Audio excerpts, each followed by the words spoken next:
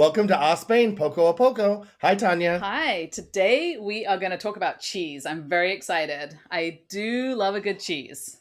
Also known as queso. We are in España. Exactly. And I will say, I'm just for a little bit of intro to cheeses in general in Spain. I was very surprised at all the different cheeses that I found here when we first moved, that I really had not seen that type of cheese before. And it is greatly explained by the fact that Spain only exports 7% of its cheeses, whereas France, as one can possibly Right. imagine, slightly more at 43%. And even if these numbers are very rough, obviously they change. I mean, you can see that the Spanish are really holding on to their cheeses and eating them. So, yeah. Right. So, Well, I mean, you go back to this, in the States, if you wanted Spanish cheese, you were getting manchego at Trader Joe's, and that was pretty much the extent yes, of I it, would say right? that's true. And then when we came here, I mean, there's just so many different cheeses. They make a lot of cheese out of sheep and goat's milk as well, which for someone that's a little bit lactose intolerant, love that because there's so many mixes. It's not all cow's cheese. And I think in America, like you Right. said, unless you're going for a feta or something,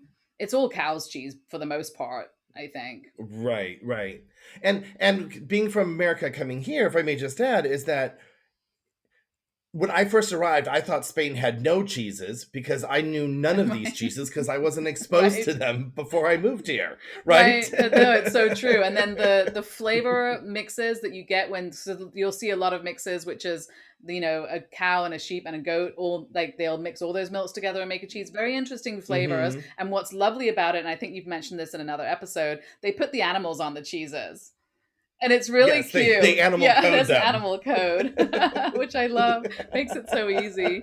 So So you don't have to speak Espanol to you do understand not. what cheese No, you're you do not. But getting. I hope that this little poco a poco will help everyone understand the Spanish cheeses a bit better. It certainly did for me. Do you want to start with the first one? We're going to start with the areas of Spain. So if you want to start with the first Right. one, So the first one comes from La Mancha, and we'll call that Manchego, right? Manchego. Since it's the one that we probably all know and have heard from, Hmm. right? So it is from the La Mancha region of Spain.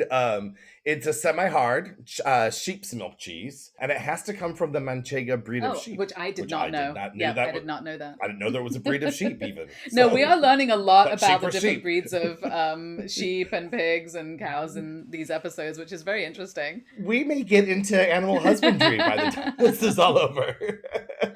Uh, But it is a semi-hard cheese, but it's not hard. You can slice it, you can chew into it, but it has a firm texture, right? yeah. And with a little bit of a bite, I would say, and there's a little bit of a There's bite kind of to it. there's a And variety of them because we'll get into that later, but right. there are a variety depending on how long it's been aged. But this is the one I would say this is your basic cheese, which is probably why it's the one that's been exported possibly more. I mean, you'll find, like you said, you found it in Trader Joe's. I mean, this is a nice Hmm. cheese that your kids will eat that you like. You can put it in a sandwich, like it's just flexible.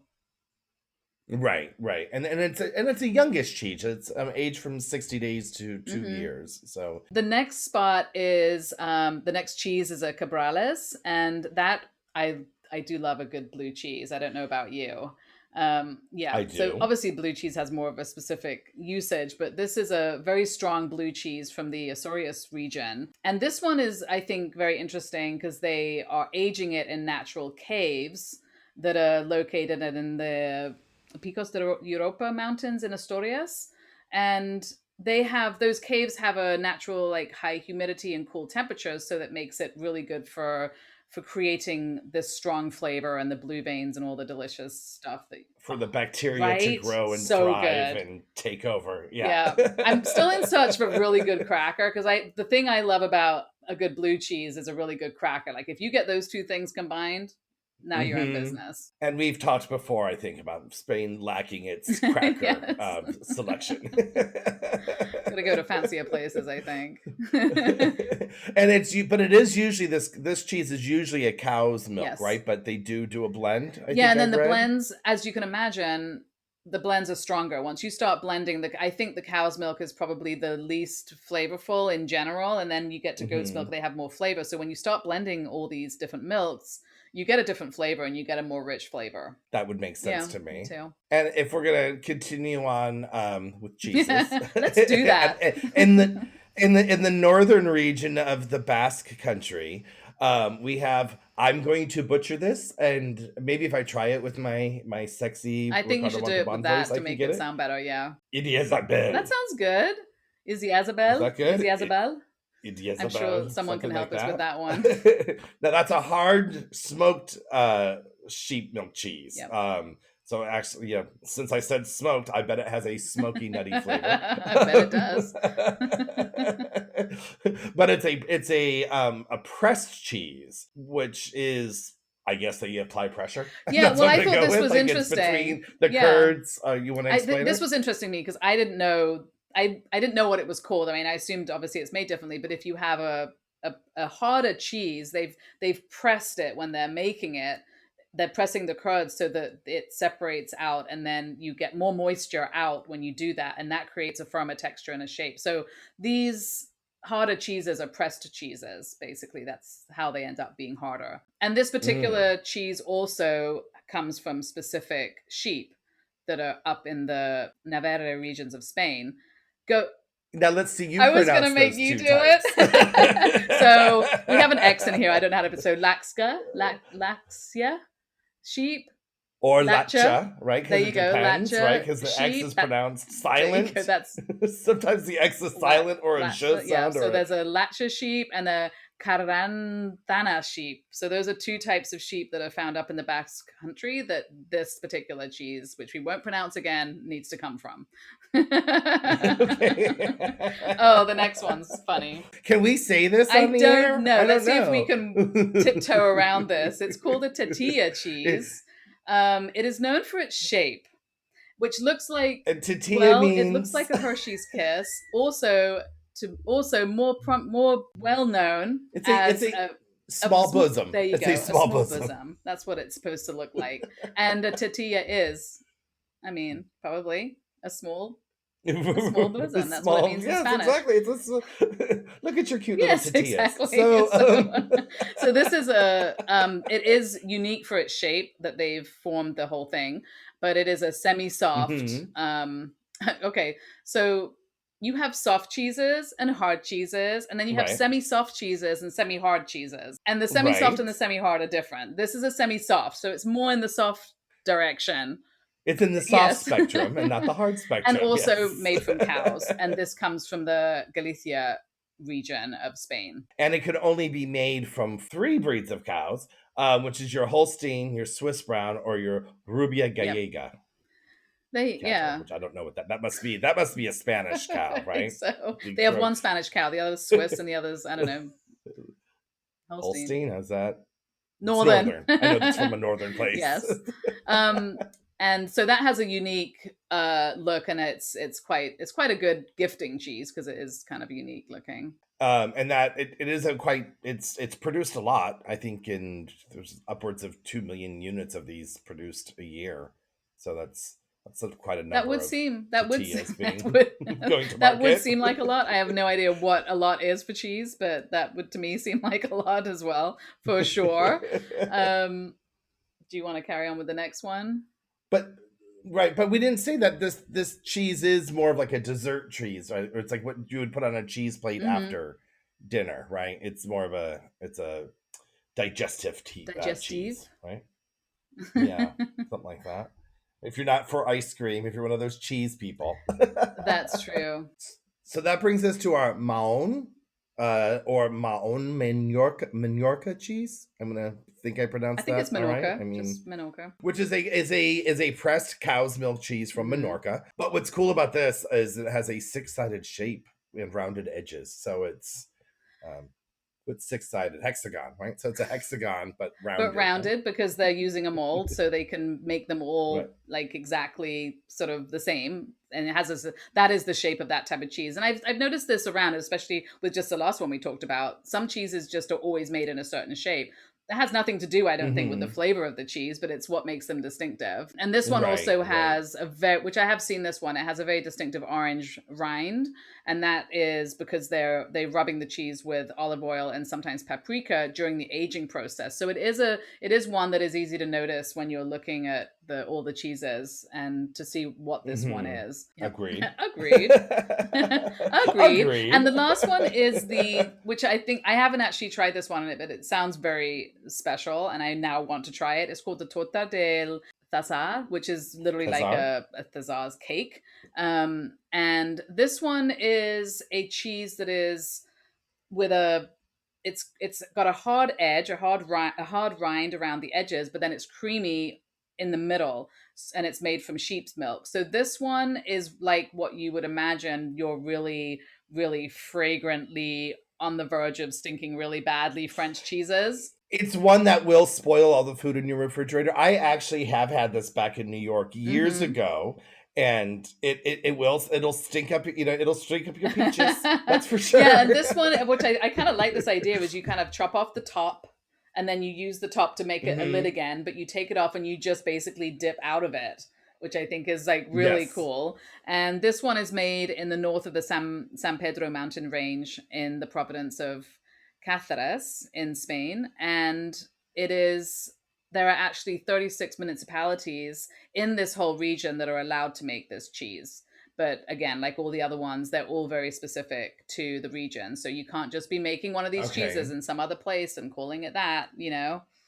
Right. That's very popular in Europe, right? Like Mm-hmm. champagne can only come from Champagne and Dijon mustard can only come from Dijon. So we discussed when we talked about Haman, Yeah. certain Hamans can only be called that if they come from that region. And so Right, it's, exactly. they're very strict and I love it. I mean, but they're They're very very regulated. So you regulated. know what you're Yeah, so getting, yeah, if you go back and right? listen to our Poco a Poco about Hamon, it's very similar, and it is very interesting. But I like it. It creates a unique Hmm. aspect to all of them, and it often, with these types of things, with the cheese and with the Hamon, it's based on the reason why it's so specific is it's based on what these animals are eating, and that's creating a flavor in the Hmm. milk that is then used for the cheese or for the Hamon. So you can't just take this animal and put it somewhere else. It's just not going to be the same. And is there a breed of sheep that can only make this cheese? Oh, well, this one is only from the Entrefina sheep. So that's another breed of sheep. So we've learned a lot. We could do Right. a poco about the breed of sheep in the sheep in this Yeah. country, I think.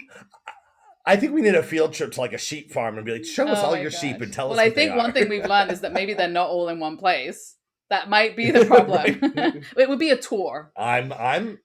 I'm up for a countrywide Yeah. road trip. That's So fine to with me. conclude cheeses, I think we have just the last thing is just to go over the different names for the different agings of the cheeses. So the Hmm. first one, the most basic cheese that is never really aged is the queso fresco, which is something that people might be familiar with. This is a completely unaged cheese. Doesn't have a lot of flavor, but it is used a lot in the cooking here. Like probably in, just for it's something that is very popular for putting on things. It's a basic cheese. Okay. I mean, I know of it from Latin cuisine that use it for the tacos and Hmm. enchiladas, and from Yeah, that for because you don't want sure. something with a ton of flavor. It's something that adds the cheesy texture without adding a lot of cheesy flavor. And then you have your tierno, which is literally means your tender Hmm. cheese, tender cheese, and And now the last three is what you're going to start to see if you're looking for like a manchego cheese or one of these hard cheeses. You're going to maybe start to see these names with the cheese, which is semi curado. Like you see that a lot. So mhm, that is your sort of aged, but not for very long. So this might a semi curado cheese, if you find it in the grocery store and a cheese counter, is probably going to be one that now has a little bit of aging, and it's going to taste a little bit more flavorful, but it's still a mild cheese. You can still give it to your mhm. kids. It's still something you can put in a sandwich, that type of thing. To be very meltable. Probably. You're going to use this for Yes. your grilled cheeses, your mac Mm-hmm. and cheeses kind of thing.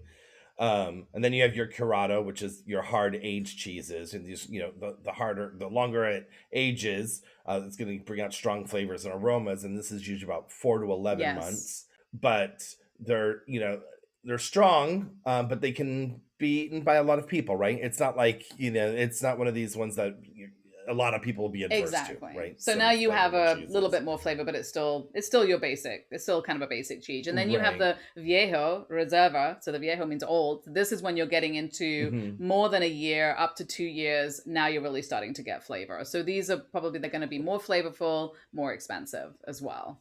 Right. I would say, if I may throw this in, like this is kind of like a way to explain it. Like if you're not from here, and like Hmm. Gouda is one of those cheeses. Like in America, it's a very soft cheese and can be rock hard. So this is like how the different curing stages, right? You're like, how can one cheese be five Right. different flavor profiles and hardness Yeah, and I've levels, seen right? more So I hardness think. levels here in the hard cheeses. Like they have these cheeses, they have the hard Hmm. cheeses that you really can slice easily, and then you have ones that are almost like a hard brie, where it's like, yeah, you can still slice it, but it's very soft in its kind of overall texture. It's kind of just a different thing. So it's interesting. But then I've had the hard cheeses here where you need a jackhammer Yes. to slice through it. Get them all. Where the whole thing feels like a rind. Exactly. Yeah. And then there's one of my favorite things, which is the membrillo, the dulce de membrillo, which is this, it's like a hard quince paste that they'll serve with a Yeah. cheese platter. And before I moved here, I'm a big quince jelly Mm. fan, which is a hard thing to find. And so I love it. When I saw it, I was like, oh, that's They have so this good. everywhere in blocks because they're using it for Hmm. everything, but also slicing it up and putting it with cheese plates. So you see it literally everywhere. It's a block of like red jelly. It was what it looks like, kind of. Hmm. And you're like, what is that? They also call it quince cheese. That's another name for it, and codonyat in Catalan. So yeah, like Okay. you said, very delicious. A very bizarre thing when you're looking at it because it's not immediately clear what it's used for, but because everyone uses it here, no one needs to explain it. So can I tell you my little tasty snack that Hmm. I do? I take a triangle of cheese, one of the like tierno cheeses, and I cut off a little slice of that, and then I wrap a hamon around Oh, it, and then I eat that as my little that finger does snack sound if really I'm good. So just you by got the a little bit fridge. of Yeah. cheese, a little bit of sweet, a little bit of salt, and you're good But to go. Yeah. hmm That I got sounds all that of it. sounds I got like a all going on. Spanish like school lunch to me. It does, right? Very good. So we have more cheese tasting to go, but I hope this helped everybody have a little bit of insight into all the delicious cheeses that we have here in Spain that you probably haven't seen in other countries. And I'm going to venture to say we may have some more Poco Pocos Hmm. about this. We'll do some. I would like to do some tastings, and maybe we go to a place that has some cheeses. We can just try a region or try a type of cheese and all of its Hmm. curados, and get We'll back keep to you y'all. posted. Bye. Ciao.